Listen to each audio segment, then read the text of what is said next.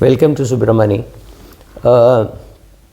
Recently, when Prashant Jain retired, sorry, many people have written about Prashant Jain's retirement, and one of them was Aarti Krishnan, and she wrote in, I think, in Hindu Business Line or Prime Investor.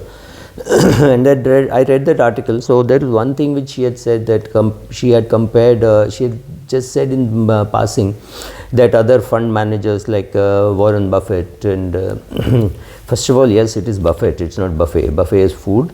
Buffett is the name of the man who's one of the best investors in the world. So we'll first settle that.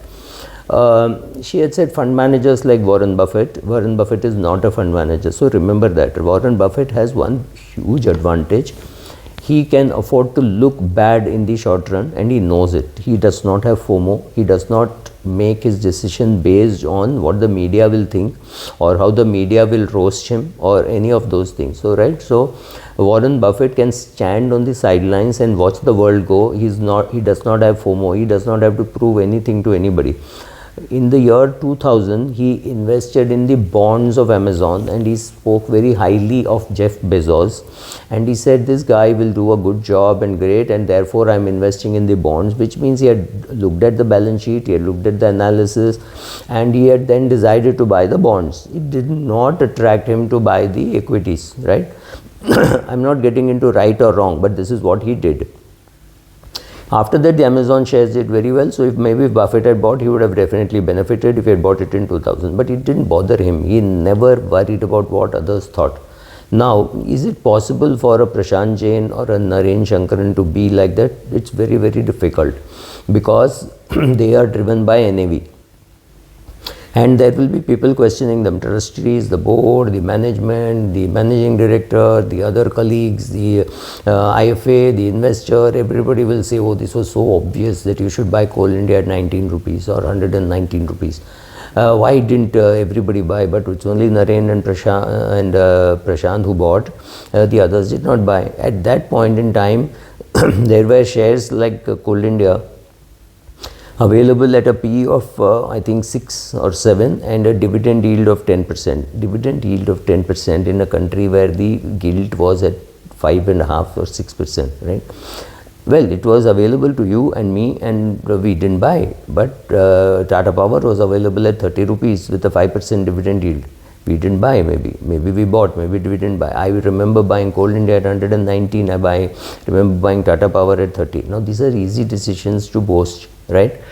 But the question is, when you are managing so many people's money and you are a fund manager, remember Buffett is a businessman, he manages his company, he couldn't care a damn whether you bought, whether you sold. It is like managing a listed fund, which is a close-ended fund. There is nothing you can do. Yes, people will sell, there will be somebody who will buy, but you don't have to worry about the cash flows.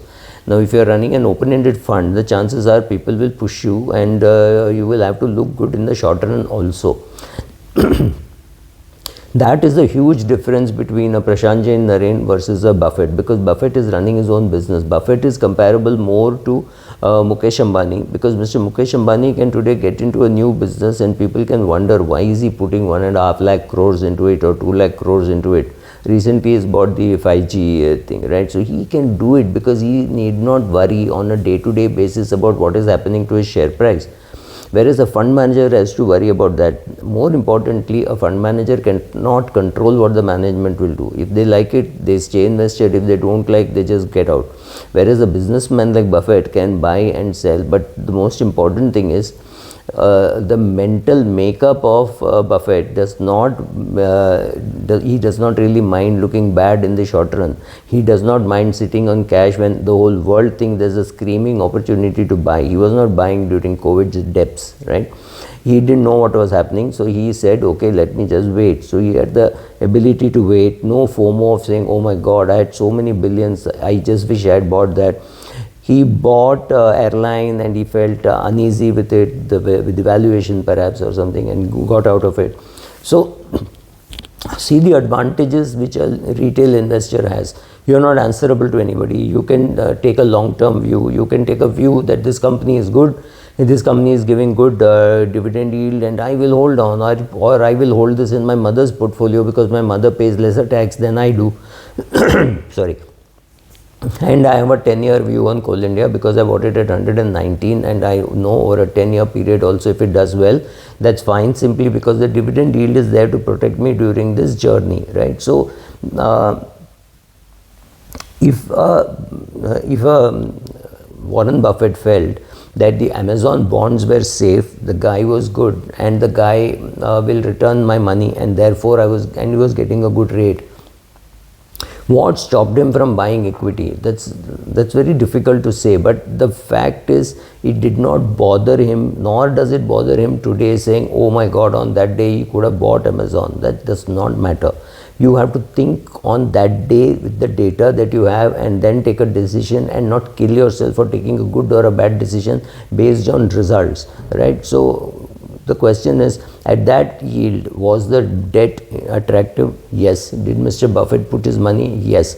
Did he get his repayment and all that? Yes. So that is what you have to answer, not a question of if you had bought equity shares of Amazon, what would have happened? It didn't bother him, right? And he is the investor. Why should it bother us? Why should we judge people on the basis of result? We should judge people on the basis of effort, and on that day what he or she or the whole market was thinking. The ability to stand out of the crowd, not worry about what the people will think. Maybe you are very early to a party, like Prashant Jain says, or whether you say this is my conviction and I will hold on to it. All those things, it requires some ability, some stamina to stand there when the whole world is judging you. And remember, you can do that only when you are managing your own company and you don't really care much about what others think. Could Berkshire Hathaway have done very good buybacks when the market was at its depth? Maybe. Have they missed that opportunity? Maybe. But that is how he operates. He does not have to worry about what the media says about him or anything. So today, if Prashant Jain is on his own, maybe he is investing his own money, maybe he is helping somebody else invest their money, he will be able to manage it much better than what he would be able to do under so much of public glare and scrutiny, where the board of directors, the MD, everybody is looking. So flipping it on the other side, how much of the result of Mr. Prashant Jain, that's another mistake which people are making. People are seeing how much return the fund has got. When you are comparing for the investor, that's a good thing to do, but when you are comparing the fund manager, please add back the asset management charges, because he has achieved maybe 21% or 21.5%.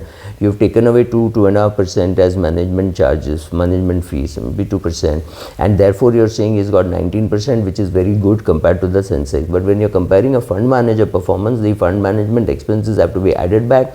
If you're comparing it to a TRI, if you're comparing it to the Sensex, it's okay not to add it back because you're getting dividends, and from that you're paying the charges. So that's still okay, right? So this is also a very important thing. But think of the support Mr. Deepak Parekh or Mr. Milind Barve or this whole team gave him when Prashant Jain was a youngster, maybe 2000 or 1997, 98, 2002, 2003. He had not established himself the way he's established. Today he's a Prashant Jain. It's like Sachin Tendulkar at 16 was very different from Sachin Tendulkar at 40, right? Here he was an established fund manager. So today whatever Prashant does, the world wants to copy. But look at the conviction that he had or Naren had with his portfolio, because I still remember people them saying that when the market, there are things available at 40 PE and some available at 6 PE. It's fairly obvious as to what we should be buying. It is only time which will say. So time has stood very well by Naren and by Prashant and many other fund managers, but these are the names which come to mind, saying over a long period of time I have to look good, so it does not matter that I look bad in the short run. So which means what people say, no FOMO, there is no worry about whether there will be a run on the money or people will criticize. You have to conquer all that. It's easy for you and me to conquer it as an individual. And I think now Prashant must be having fun managing his own money, where he does not have to answer anybody as to why he took the decision. I'm sure his personal portfolio will going forward make much better returns than HDFC Top 200 or Prudence or whatever their new names are. Thank you.